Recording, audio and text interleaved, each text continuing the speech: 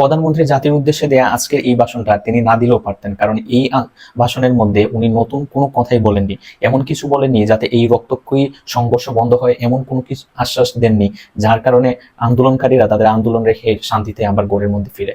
তিনি আজকে কি বললেন? তিনি বললেন যে বিচার বিভাগীয় তদন্ত করবেন যারা হত্যাকাণ্ডের শিকার হয়েছে তাদের জন্য, এবং এই আমাদের যে দাবি, ছাত্র সমাজের যে দাবি কোটা সংস্কার করা, যৌক্তিক সংস্কার করা, তিনি তার দায় ঠেলে দিলেন পুরোপুরি সুপ্রিম কোর্টের উপর।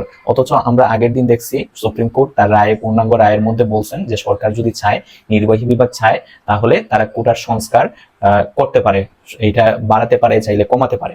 একটা দেশের প্রধানমন্ত্রী বারবার যে বিচার বিভাগের কথা বলতেছেন, যে বিচার বিভাগের কথা হলো যে ফালানো যাবে না। আপনি বিচার বিভাগের কথা রাইখে কি করবেন? বিচার বিভাগ কি করবে? বিচার বিভাগ সেটাই করবে যেটা একটা দেশের সংবিধানের মধ্যে আছে, এবং সংবিধান সংশোধনের ক্ষমতা কিন্তু বিচার বিভাগের হাতে না। এটা একমাত্র ক্ষমতা নির্বাহী বিভাগের হাতে, জাতীয় সংসদের হাতে। আর সংসদের নেতা হিসেবে আপনার উচিত একটা দেশের মানুষের গণদাবি কি তার প্রতি হলো যে মনোযোগ দেয়া। এই আন্দোলনের ভবিষ্যৎ কি হতে পারে, আগামীকাল কি হইতে পারে? আগামীকাল প্রধানত দুইটা দিক হইতে পারে।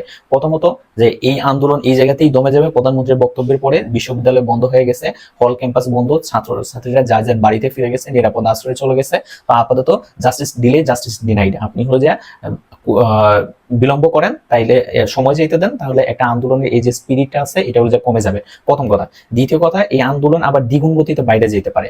কিভাবে বাইরে যেতে পারে? যে আপনি এই যে গতকাল যে 7 জন মানুষ হলো গিয়ে মারা গেল, আজকে যে পুরা দেশে যে আন্দোলনগুলো হইলো, আগামীকাল কিন্তু তার চাইতে বেশি হইতে পারে। আজকে কিন্তু আমরা বিভিন্ন জায়গায় দেখছি, ঢাকা শহরে বিশেষ করে যে যাত্রাবাড়ি, শনিরাখড়া, সায়েন্স ল্যাব, এই জায়গাতে যে অগ্নিকাণ্ড গুলার শিকার ভাঙচুর, অগ্নিকাণ্ড গুলা হয়েছে, এগুলা কিন্তু আগামীকাল আরো বেশি বাড়তে পারে। এবং এই ধরনের যখন গণমানুষের একটা যৌক্তিক আন্দোলন যখন হয়, তখন এই আন্দোলন যখন সরকার যখন মাইনা না নেয়, তখন কিন্তু স্বাভাবিকই সরকারের বিরোধী পক্ষ যারা আছে তারা ওই আন্দোলনের মধ্যে বাম হাত ঢুকায়, এবং তারা তাদের স্বার্থ হাসিল করতে চেষ্টা করে। আগামী দিন হইতে পারে যে এই আন্দোলনের মধ্যে সরকারের বিরোধী যারা আছে, যারা বিএনপি, জামাত আছে, শিবির আছে, তারা এই আন্দোলনের ফায়দা নিতে চাবে এবং একটা অরাজকতা তৈরি করতে পারে। এবং এই অরাজকতার ফলে দেখা যাইতে পারে যে সুই থেকে একটা সুইয়ের মতো ছোট্ট একটা জিনিস ছিল, সেটা অনেক বড় হয়ে গেছে। এবং এই বড় হওয়াটা আলটিমেটলি কোন দিকে যাবে সেটা দিন না যাওয়া পর্যন্ত বলা যাবে না। কিন্তু প্রধানমন্ত্রী আজকে যে বক্তব্যটা দিলেন, এই বক্তব্যটা তিনি নাও দিতে পারতেন। বিশেষত আমি বলি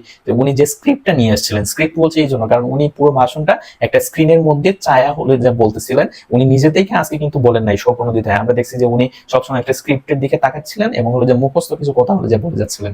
এই মুখস্থ কথাগুলোর মধ্যে কোনো নতুনত্ব নাই। আপনি আগেও বলছিলেন যে কোটা সংস্কারের জন্য সরকার কিছু করতে পারবে না, এটা আদালতের বিষয়। আজকেও এসে আপনি বলছেন আদালতের দিকে তাকায় থাকতে আদালতের হতাশ করবে না।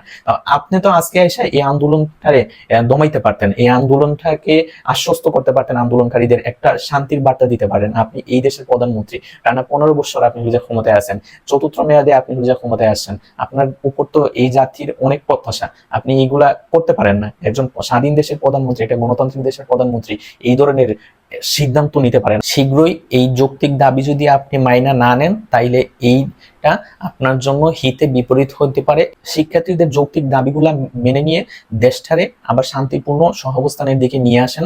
যা হইছে হইছে, সামনে যাতে আর কোনো রক্ত না ঝরে, আর কোনো নিরীহ প্রাণ যাতে ক্ষতিগ্রস্ত না হয়, আর কোনো মায়ের বুক যাতে খালি না হয়, সেই সিদ্ধান্ত নেওয়ার জন্য আমি এখনো পর্যন্ত প্রধানমন্ত্রী এবং সরকারের প্রতি আহ্বান জানাচ্ছি।